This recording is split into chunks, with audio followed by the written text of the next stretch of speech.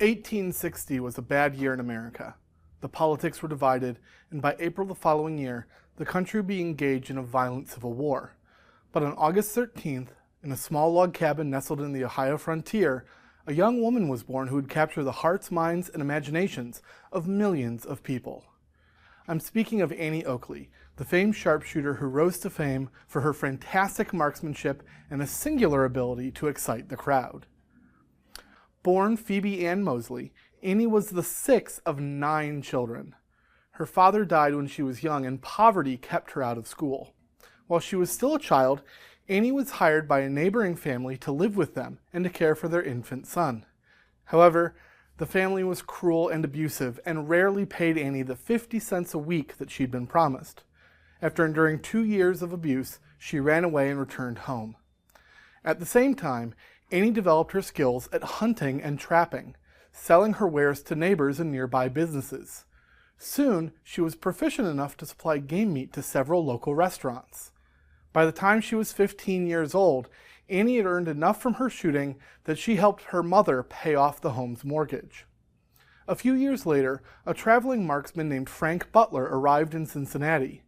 There, he boasted that he could outshoot any challengers who could be found, and he put up $100 of his own money to encourage people to try. Now, of course, $100 isn't a bad prize today, but back in 1875 it was worth a lot more.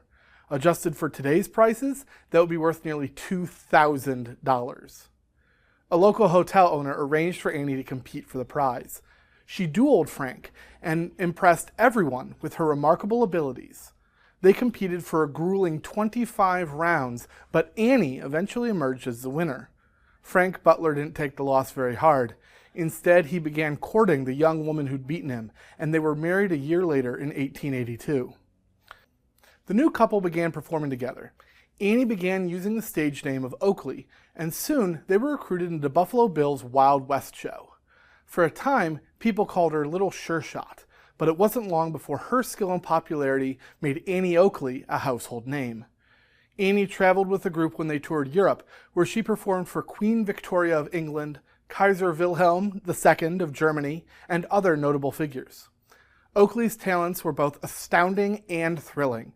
She could shoot the ashes off of a cigarette held in a person's mouth, hit a dime that had been tossed in the air, and could even cut a playing card in half at 30 paces when the card was placed sideways. Over the years, injuries would require Oakley to stop being quite as active, but she never totally retired. Thomas Edison filmed her in one of the first movies ever made.